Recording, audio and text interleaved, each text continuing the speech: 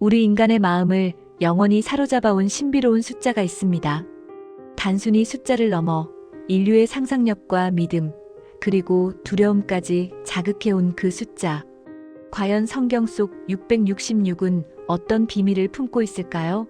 오랜 세월 동안 수많은 이들의 궁금증을 자아내며 때로는 희망을, 때로는 경고를 던져온 이 숫자의 진정한 의미를 찾아 신비롭고 경건한 이야기 속으로 함께 들어가 보시죠.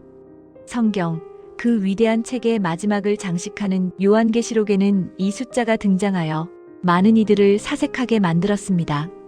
과연 이 숫자는 무엇을 의미하며 우리에게 어떤 메시지를 전하려 할까요? 오늘 우리는 그 베일에 쌓인 666의 비밀을 조심스럽게 탐구해 보고자 합니다.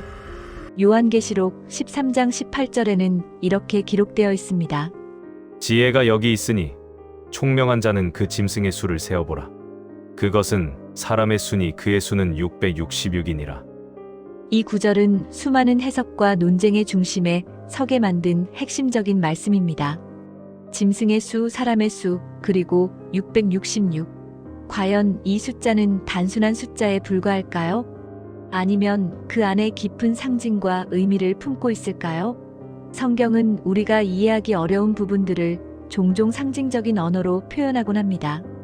마치 예언자들이 비유와 환상을 통해 하나님의 뜻을 전달했듯이 요한계시록 역시 문자적인 해석보다는 상징적인 의미로 접근해야 할 필요가 있습니다. 당시의 역사적, 문화적 배경을 이해하는 것은 이 짐승의 수가 가진 진정한 의미를 파악하는 데 매우 중요한 열쇠가 될 것입니다. 고대 그리스와 히브리어 문화에서는 각 철자마다 숫자가 부여되어 있었습니다.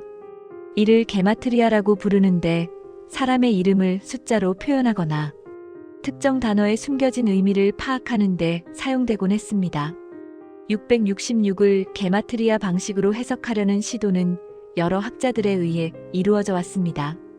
그중 가장 널리 알려진 해석 중 하나는 666이 로마 제국의 폭군, 네로 황제를 상징한다는 주장입니다. 네로는 기독교인들을 잔혹하게 박해했던 인물로 당시의 기독교인들에게는 두려움과 증오의 대상이었습니다. 히브리어로 네로 카이사르를 게마트리아로 변환하면 666이 된다는 주장이 있는데, 이는 박해받던 초대 교회 교인들이 자신들을 핍박하던 권력을 상징적으로 표현하기 위해 이 숫자를 사용했을 것이라는 설에 힘을 실어줍니다. 이처럼 666은 단순히 미래의 어떤 인물을 지칭하는 것이 아니라 당시 교회를 억압하던 세력에 대한 은유적인 표현이었을 가능성이 있습니다. 성경은 종종 현세의 권력과 악을 비판할 때 직접적인 언급보다는 상징적인 언어를 사용했기 때문입니다. 하지만 666에 대한 해석은 네로 황제에만 머무르지 않습니다. 시대가 흐르면서 이 숫자는 다양한 형태로 변주되어 왔고, 때로는 잘못된 공포와 혼란을 야기하기도 했습니다. 그 대표적인 예가 바로 베리칩 논란입니다. 2000년대 초반 인체에 삽입하는 마이크로칩인 베리칩이 등장하자 일부에서는 이를 짐승의 표, 즉 666과 동일시하며 종말론적인 공포를 조장했습니다. 베리칩이 사람의 오른손이나 이마에 심어지고 이를 통해 모든 매매 활동이 통제될 것이라는 주장이었습니다. 그러나 이러한 해석은 성경적 맥락과 맞지 않는다는 비판에 직면했습니다. 성경에서 짐승의 표가 나타나기 위해서는 먼저 짐승, 즉 적그리스도가 나타나야 합니다. 또한 베리칩은 강제적인 매매 수단이 아니라는 점에서도 성경적 예언과 거리가 멀었습니다. 이 논란은 우리가 성경을 해석할 때 얼마나 신중하고 분별력 있게 접근해야 하는지를 보여주는 좋은 예시가 되었습니다. 또한 특정 종교단체에서는 666을 자신들의 교리를 강화하고 신도들을 통제하는 수단으로 활용하기도 했습니다. 예를 들어 신천지에서는 666을 특정 인물이나 집단과 연결시켜 자신들의 주장이 옳다는 것을 간주하고 이를 통해 신도들의 이탈을 막으려는 시도를 했습니다. 그러나 이러한 해석은 성경 전체의 맥락을 무시하고 자의적으로 특정 부분만을 취하여 자신들의 목적에 맞게 왜곡하는 경우가 많습니다. 성경의 진정한 메시지는 특정 집단의 이익을 위해 사용되는 것이 아니라 모든 인류에게 주어진 보편적인 진리와 사랑을 담고 있습니다.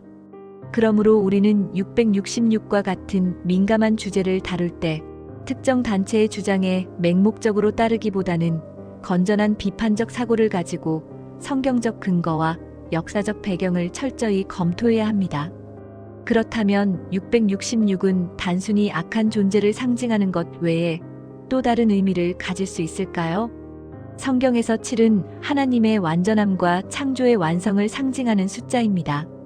예를 들어 하나님은 7일 동안 천지를 창조하셨고 안식일은 7번째 날입니다. 7은 거룩함과 완전함의 상징으로 자주 사용됩니다.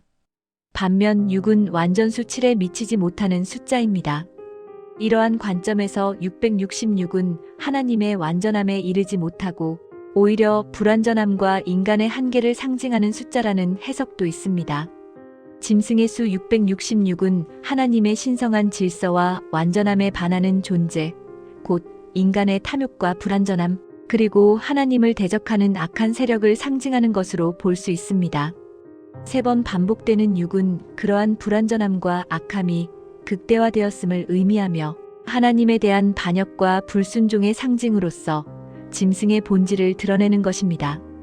인간은 흙으로 지어졌고 흙은 유한하며 불완전합니다.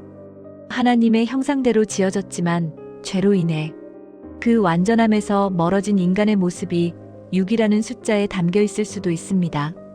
결론적으로 666은 요한계시록에 등장하는 매우 중요한 상징이지만 그 해석은 결코 간단하지 않습니다.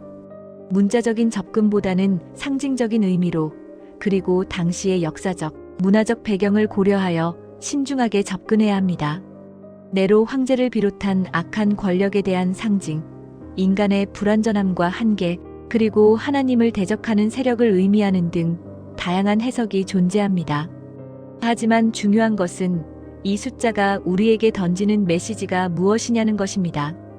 666은 우리에게 세상의 유혹과 악한 세력에 대한 경각심을 일깨워주고 하나님의 말씀 안에서 진정한 지혜와 분별력을 구하도록 초대하는 메시지일지도 모릅니다.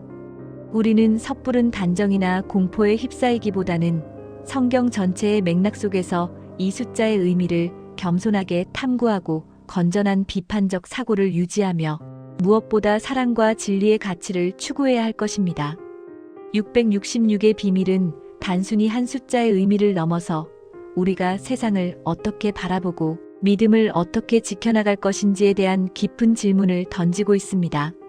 이 질문에 대한 답은 아마도 우리 각자의 마음 속에 그리고 성경이 가르치는 진리 속에 있을 것입니다. 부디 이 이야기가 여러분의 영혼에 작은 울림을 주었기를 바랍니다. 도움이 되셨다면 구독과 좋아요 눌러주세요.